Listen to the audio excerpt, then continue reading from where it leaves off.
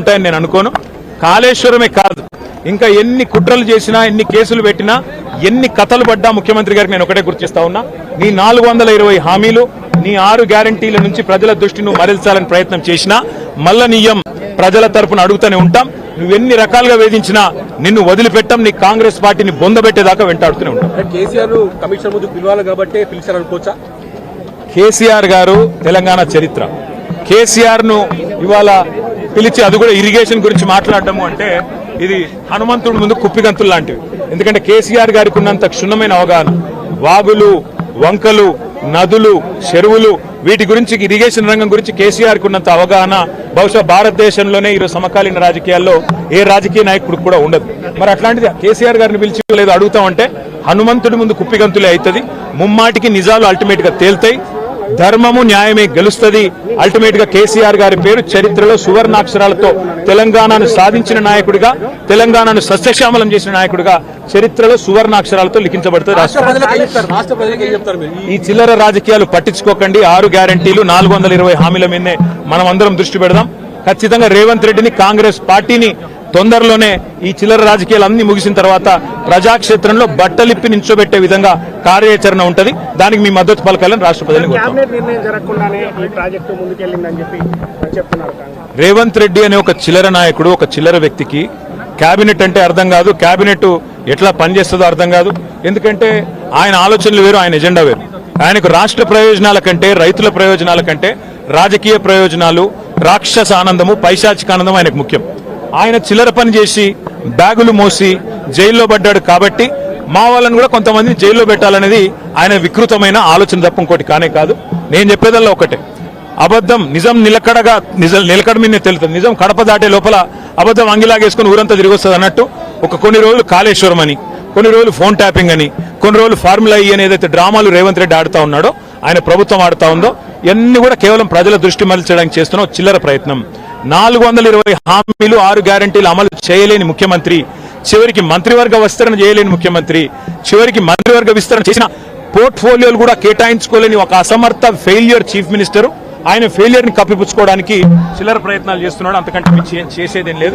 కేసీఆర్ గారితో ఇరిగేషన్ గురించి మాట్లాడడం అంటే హనుమంతుడి ముందు కుప్పిగంతులాగా ఉంటుంది. ఎందుకంటే కేసీఆర్ గారికి సమకాలీన రాజకీయాల్లో భారతదేశంలో ఆయనకున్నంత క్షుణ్ణమైన అవగాహన, నదులు, వాగులు, వంకలు, చెరువులు ఏం చేయొచ్చు అనేది, ఏం చేసి చూపెట్టిందో కూడా కేసీఆర్ నాయకత్వం తెలంగాణ ప్రజల ముందే ఉంది. బ్రహ్మాండంగా తెలంగాణను 1 కోటి ఎకరాల మాగాణం చేసి, వరిధాన్యం ఉత్పత్తిలో పంజాబ్ ను, హర్యానాను దాటిపోయి తెలంగాణ అనే కరువు పాలిత ప్రాంతాన్ని ఇవాళ భారతదేశంలో అగ్రభాగాన్ని నిలబెట్టినందుకు కేసీఆర్ గారికి నోటీసులు ఇస్తారా? లేదా ప్రపంచంలోనే అతిపెద్ద లిఫ్ట్ ఇరిగేషన్ ప్రాజెక్టును 4 ఏళ్లలో ప్రజాస్వామ్య భారతదేశంలో కట్టినందుకు మీరు నోటీసులు ఇస్తారా? దేనికి ఇస్తారు కేసీఆర్ కు నోటీసులు? అన్ని చర్చలు కూడా ఇవాళ కమిషన్ ముందు జరుగుతాయి. ఎన్ని ప్రశ్నలు అడిగినా వాటికి సమాధానాలు సమర్థవంతంగా మేము చెప్తాము. ఇప్పటికే హరీష్ రావు గారి ప్రజెంటేషన్ తోనే కాంగ్రెస్, బీజేపీ నాయకులు ఫ్యూజులు ఎగిరిపోయినాయి. ప్రజలకు కూడా మొత్తం వాస్తవాలు అర్థమైపోయినాయి. వాడు కొత్తగా చెప్పడానికి కానీ, మరి అడగడానికి కానీ వాస్తవంగా ఏం లేదు. కానీ సాంకేతికంగా పిలవాలి కాబట్టి పిలిచుడని నేను అనుకుంటాను. రేవంత్ రెడ్డి వాళ్ళ మామ దగ్గర కూర్చుంటే మంచిది. పిల్లనిచ్చిన మామ దగ్గర రేవంత్ రెడ్డి 5 నిమిషాలు కూర్చొని బుద్ధి జ్ఞానం తెచ్చుకుంటే మంచిది. సూదిని పద్మారెడ్డి గారు, గీత గారి తండ్రి, వారు చెప్పినారు 94,000 కోట్ల ఖర్చైన ప్రాజెక్టులో 1,00,000 కోట్ల అవినీతి అనేది ఒక తెలివి తక్కువడే అంటాడన్నాడు. మరి ఆ తెలివి తక్కువ ఆయన అల్లుడు, మా కర్మగాలి. ఆ తెలివి తక్కువ ఇలా రాష్ట్రానికి ముఖ్యమంత్రి.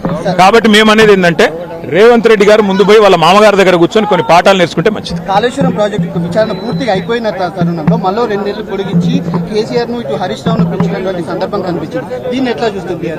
ఖచ్చితంగా కక్ష సాధింపు, రాజకీయ వేధింపు తప్ప ఇందులో ఏమీ లేదు. నిజం నిలకడ మీద తేలుతుంది. ముమ్మాటికి అల్టిమేట్ గా ప్రజాక్షేత్రంలో, న్యాయస్థానాల్లో ఎక్కడెక్కడైతే ఇవాళ ఈ విచారణను, ఈ వేధింపులను ప్రజలు గమనిస్తున్నారో, 1 కోటి ఎకరాల మాగాణం చేసి పంజాబ్ ను, హర్యానాను దాటే విధంగా తెలంగాణలో వ్యవసాయ ఉత్పత్తి పెంచిన కేసీఆర్ గారి మీద వేధింపుకు పాల్పడితే తప్పకుండా ప్రజాక్షేత్రంలో ప్రజలు బుద్ధి చెప్తారు. 1.5 ఏళ్ల కాలంగా ఒక ప్రాజెక్టు డిపిఆర్ గానీ, కనీసం శంకుస్థాపన గానీ, ఒక ఇటుక పెట్టి కట్టే దాఖలాలు లేవు. ఎట్లా చూస్తారు కాంగ్రెస్ పార్టీ? ఎట్లా చూసేదేముంది? కూలగొట్టడానికి వచ్చింది తప్ప కట్టనికి రాలేదు.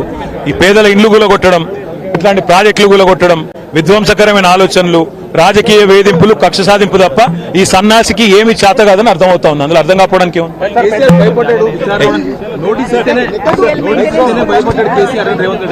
100 జన్మలెత్తినా 100 జన్మలెత్తినా రేవంత్ రెడ్డి అనే చిల్లరగానికి కేసీఆర్ గొప్పతనం అర్థం కాదు. రేవంత్ రెడ్డి గురువు, ఆయన జేజమ్మతోనే కొట్లాడినోడు కేసీఆర్, ఆ జేజమ్మని ఇక్కడి నుంచి తరిమేసినోడే కేసీఆర్. కాబట్టి రేవంత్ రెడ్డి అనే చిల్లరగాడు ఏం మాట్లాడినా, ఆయన చిల్లర ప్రభుత్వం ఏం చేసినా కేసీఆర్ ఎంటిక కూడా పీకలేరు.